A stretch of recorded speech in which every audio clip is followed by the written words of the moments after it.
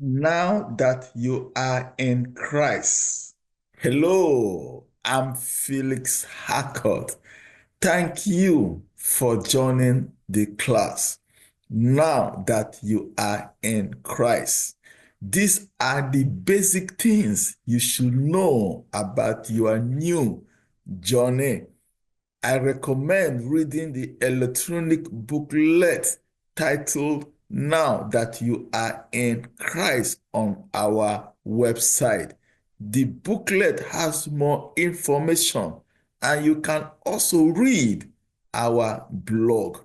These materials will help you on this new journey.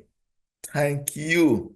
Now that you are in Christ, what to know? Point number 10. Point number 10. Today will be the last point for this journey. We started from point number 1. It has been a long journey. I believe that you are learning a lot from this journey. So please feel free to share your experience, to let us know how useful this information has been to you. It will encourage us and it will make us to improve.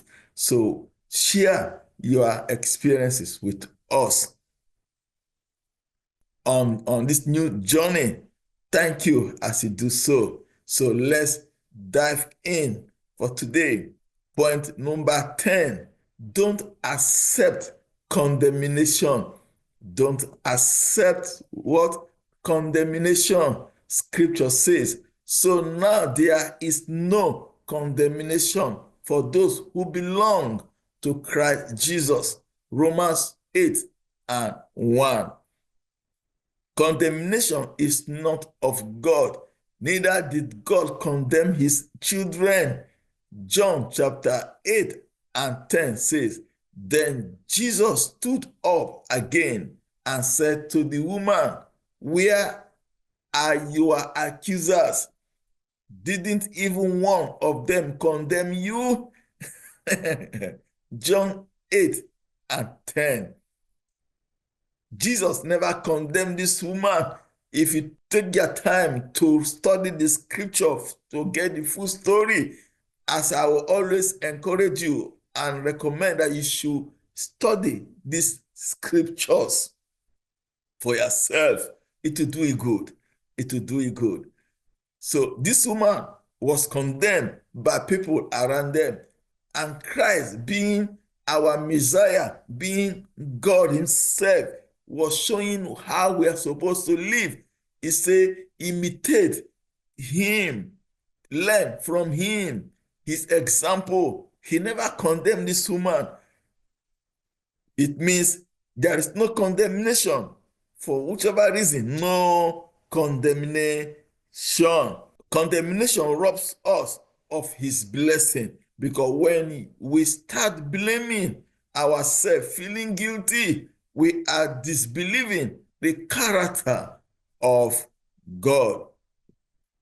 Scripture says, whenever our hearts in tormenting self-accusation, making us feel guilty and condemn us, for we are in God's hand, for he is above and greater than our conscience,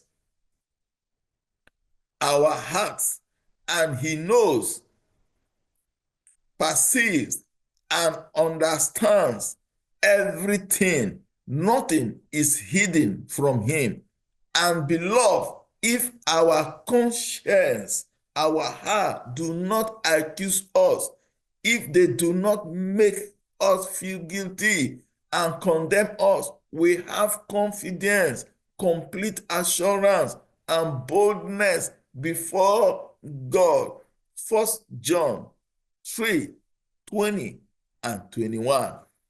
If our heart condemns us, we will not be confident in the presence of God. But if our heart never condemns us, we'll be confident in the presence of God.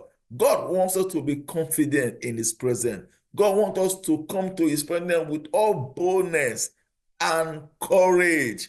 He said, come to the throne of grace with all boldness. Friends, don't allow Satan to keep condemning you. Don't allow Satan to keep beating you down.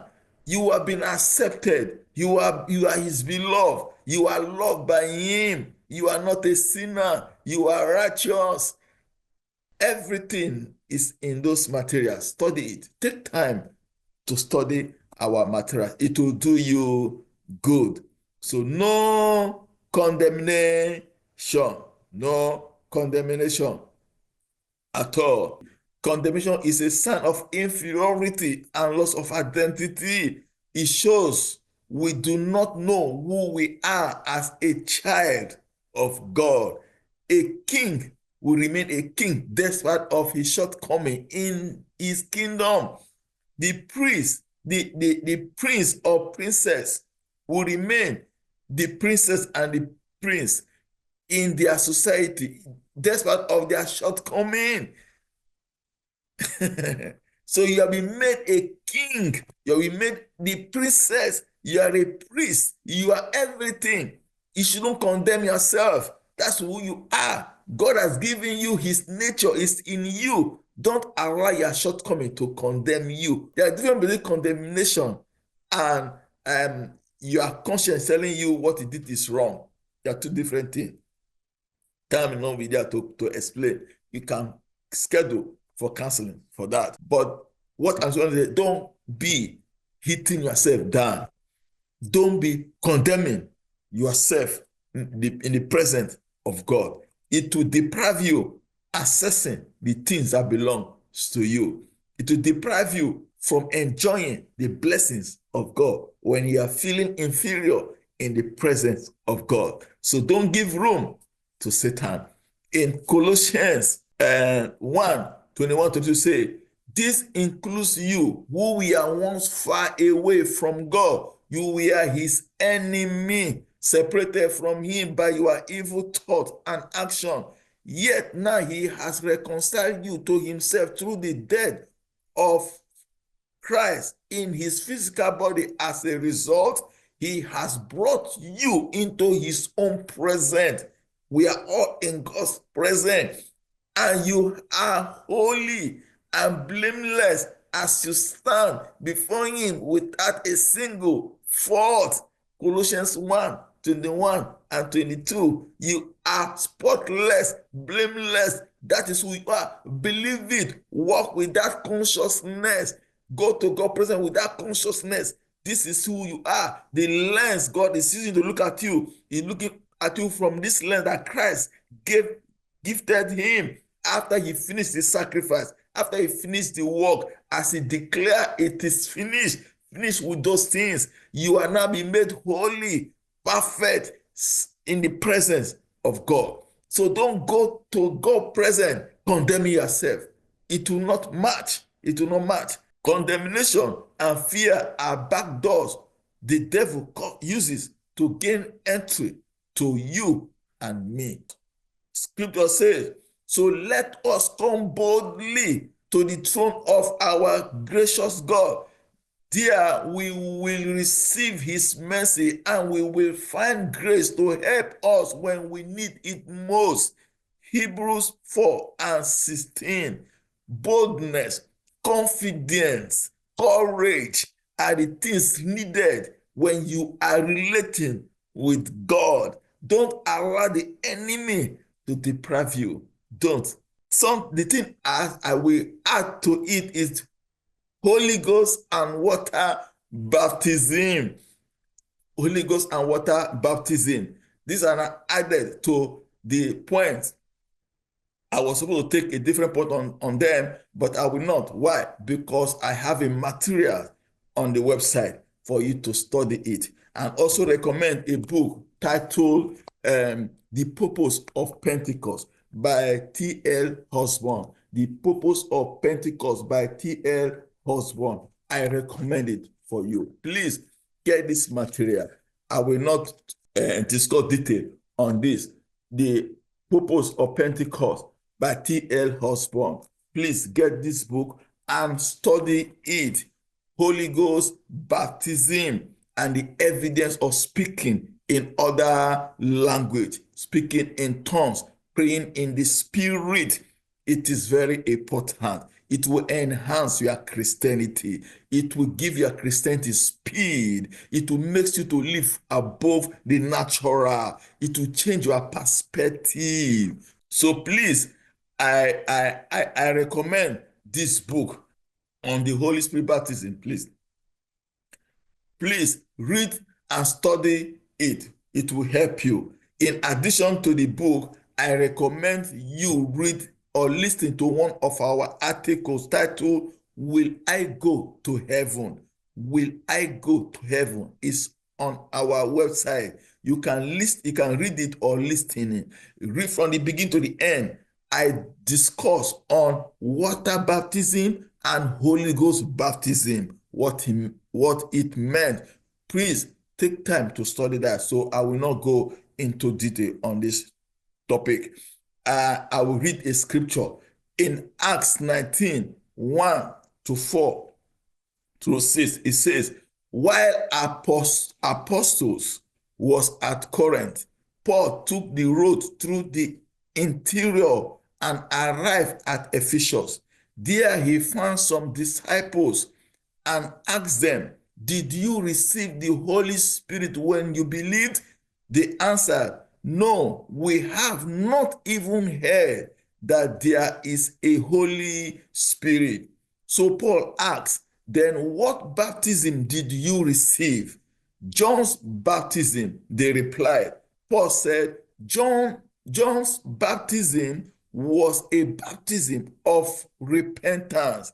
He told the people to believe in the one coming after him, that is, in Jesus. When Paul placed his hand on them, the Holy Spirit came on them and they spoke in tongues and prophesied. Friends, you can see this is a big summary. As I earlier said, please read that article I have on the website. Will I go to heaven? I taught on Holy Ghost baptism and water baptism. And if you're not satisfied with that, and after reading this book and you're not satisfied, then you cannot schedule with me so that I can explain more to you. Don't allow religion to deprive you of this thing. And don't get confused. Most people don't teach it because they are confused. They're not even working with it. So they can't express it. They can't teach it. So please take advantage. And I will also recommend you, now that you are in Christ, look for a Bible-believing church that believe in the person of the Holy Spirit. They believe the God the Father, God the Son, and God the Holy Spirit, and they are teaching it. They are living it. They are practicing it. Go to those churches and worship and be a part of those churches. It will help you grow your faith. Water baptism is a physical demonstration of the spirituality of what we did when we accept Christ into our life. When you confess Christ as your Lord and Savior, you will change internally. He said, if anyone be in Christ, he is a new creature. All things has passed away. When you accept Christ Jesus, you believe that his blood has washed away your sin, and that is truth, and that is correct. The water baptism is a demonstration of that thing. So when we believe that when you are baptized, your sin has been washed away physically. Also, the same way it was done in the spiritual realm. That's water baptism. The Holy Ghost baptism is a baptism of power. The Holy Spirit come upon you, and it will enable you to share your faith, to pray for people without fear, without intimidation. It will make you to live above satanic spell when it is understood. Not just knowing, when it is understood. It will make you to live above the intimidation of Satan and speak in tongues mean it will expand your prayer life. He said, he that pray unknown tongue, pray it unto the Lord. He said, it is the spirit that prayeth. So there's a lot to learn. So please don't push it aside. It will really help you and change your life. So as I earlier said, please, I recommend the book and also on my message on the website. You take advantage of those things. It will really help you. Thank you again for making the right choice by making Christ the Lord of your life. This is the end of this journey, but the journey continues. We keep learning and learning and growing and growing. I have an attitude. I am a student.